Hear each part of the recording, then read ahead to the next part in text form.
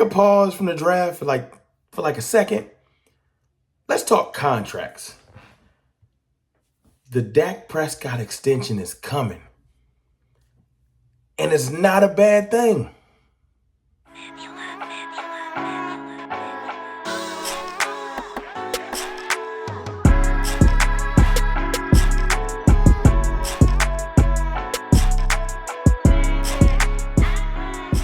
Good people, it's your boy Mr. Rome, Cowboys fan talk, right back like I never left. What's up with y'all, man? How are y'all feeling? I'm feeling great. About 24 hours from now, I will be in Los Angeles celebrating my 40th birthday. I just got to say I'm thankful, man. I appreciate everybody that supports me. Appreciate all the new supporters. We almost to 18K. We like real close. I don't think we're going to get there, but y'all been pushing, man. Y'all got me like 80 away. So thank you. I just wanted to come in here and talk contract for Tim for like a second. I know we talking draft next week, 1 week from now. So I know it's hard to pause and talk contracts, but look, division rival got paid. Jalen Hurts got paid. And, salute to Jalen Hurts. Congrats. No hate from me on that end. But a lot of our division rivals, man, y'all been beating y'all chest saying, yo, our GM is, this is unprecedented. Y'all ain't never seen nothing like this. And I'm like, yes, I have. Hold up. I've absolutely seen this. You're not doing anything groundbreaking. No. See, perception is reality. And the media, if they like you, they're going to make sure that you like the person that they like. As in, when contract details are released, they're going to spin it. They're going to write it. They're going to put it out there in a way that makes that person look glowingly. Now, Jalen Hurts signed a 5-year contract extension. How did they promote it? They put 4 years out there, right? I think it's like 6 million, 13 million, 20, 30 or something like that, right? And what they were trying to say is, look, Howie has this man somehow the highest paid quarterback in NFL history, but he doesn't cost his team any money. He's free. He plays them free. I'm like, hold on, man. I've seen this before. I've seen this before. See, let's rewind. Let's rewind. Dak Prescott signed a deal in 2020, or 2021 rather, and it made him the highest paid quarterback in NFL history type. You know how that goes, right? But see, the media reported as Dak signs a deal, first year, $75 million. And I was like, that's crazy. Because I remember when, let me put this on the screen. I remember when Dak Prescott's first year cap hit was $17 million. How's that possible? When he was coming off a franchise tag year where he made 30-something million. So you mean to tell me that the deal that we signed, his extension, his new contract, not even extension, his new contract, his first year was 17 million. But the media told me it was 75. The next year was supposed to be like 60 million or something crazy. But the cap hit was 19. How is that possible? Oh, it's this magical word called cash flow. I'm not going to become a accountant on the show because y'all don't want to hear that.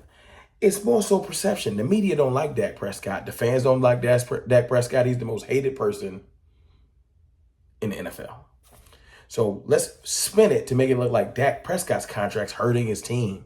He's such an evil person. He's going after all this money. And in all actuality, his contract started off with low cap hits. How did he make that much money? Because the owner went in their pocket and gave him a big signing bonus. New cash flow. See, signing bonus money doesn't affect the cap the same. How you thinking Jalen Hurts is getting paid? Let's rewind back to the Jalen Hurts contract. Jalen Hurts is getting paid, right? Now, see, at the end of this video, I'm going to play a clip from Jacob Media, Birds 365 podcast.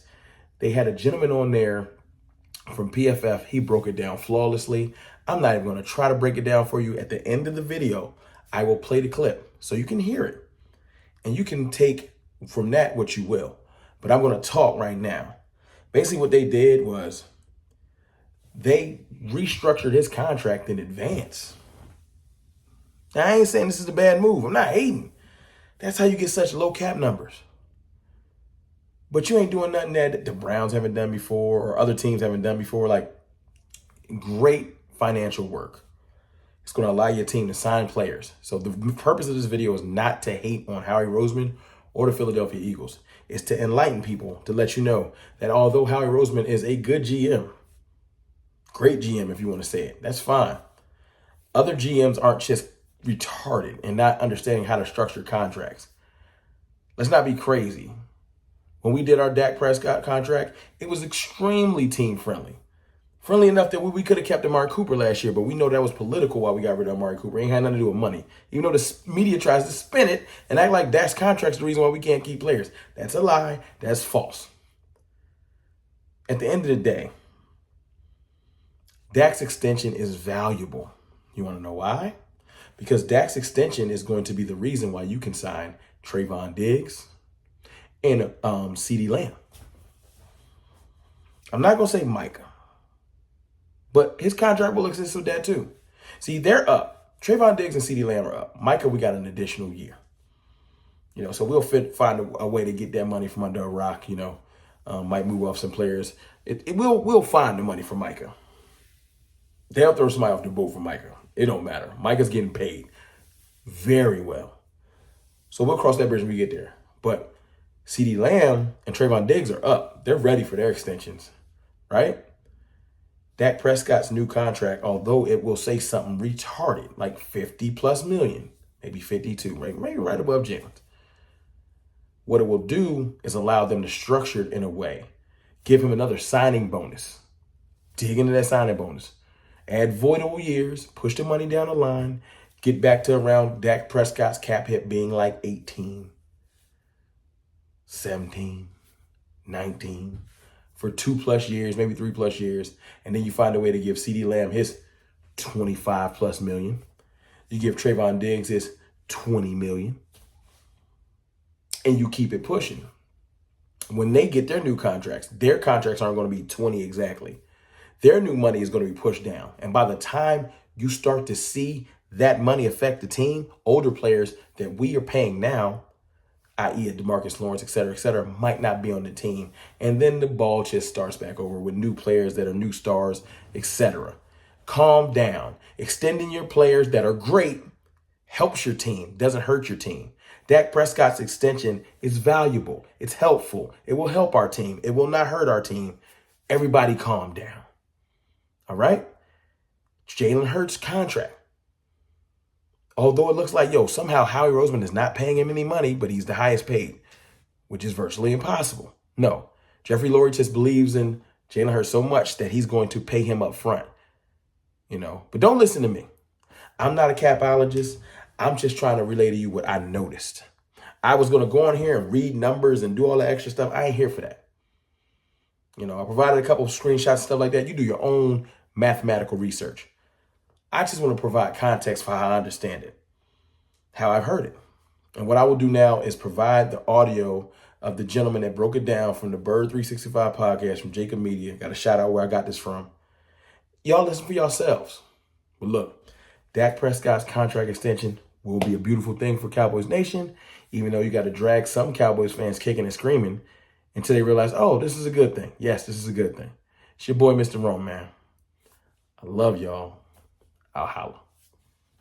Yeah, I think he very kindly, as a favor to whoever gave this information, intentionally cut it off after 2026 because in 2027 and 2028, we're looking at $75-80 million cap hits, right? So that's how. So my guess is we know the signing bonus about $24 million. There's probably an option bonus for about $40 million in the second year, another option bonus for about $40 million in the third year, and a third option bonus for about $50 million in the fourth year of this contract. So basically what it is here's the simplest way to look at it. They've essentially gone ahead and restructured the contract ahead of time, right? So instead of having the big salary, getting to that year and restructuring the deal, again, I probably explained this in the show before, but restructuring is converting salary into a bonus and pushing those cap hits out. The Eagles basically said, we'll just do that right out of the gate and get it ahead. So there's probably void years attached to this contract as well. You can push cap hits into those void years, especially those later option bonuses. That's relevant. But yes, he's not a magician. There are going to be gigantic cap hits in 2027, 2028.